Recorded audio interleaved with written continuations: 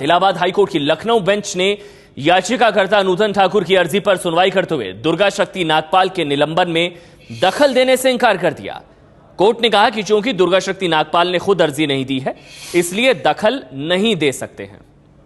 Honourable court द्वारा ये कहा गया है कि जहां तक सर्विस निलंबन का सवाल है तो वो किसी अधिकारी का सर्विस मैटर होता है और वो कोर्ट में आ सकती इस मुद्दे को लेके। अवैध खनन पे उन्होंने क्या क्या कार्रवाई की, नोएडा में अवैध खनन की क्या स्थिति है, इसके साथ ही अवैध खनन को लेके जो भी कार्रवाई की गई है और कहां कहां अवैध खनन हो रहा है, इससे जुड़ी सारी रिपोर्ट, कितने लोगों पे एफआईआर दर्ज कराई गई है, ये सारी रिपोर्ट कोर्ट ने 2 हफ्ते के अंदर जवाब देने को कहा है उन मुद्दों पे। केंद्र सरकार दुर्गा नागपाल के मामले में पत्रावली मंगा के देखे और अगर उसे लगता है कि उनका निलंबन गलत हुआ है तो निलंबन को खारिज किया जाए। एबीपी न्यूज संवाददाता पंकज झा इस वक्त हमारे साथ जुड़ चुके हैं ज्यादा जानकारी के साथ। पंकज, क्या कहा कोर्ट ने?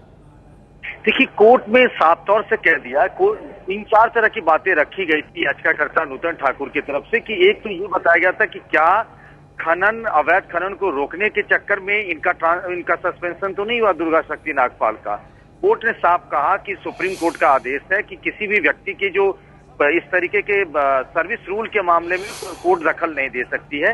रही बात कि क्या अवैध खनन की वजह से हुआ, तो इसमें राज्य सरकार से, यूपी सरकार से जवाब मांगा है 19 अगस्त तक कि अवैध खनन को रोकने के लिए क्या उपाय किए गए हैं।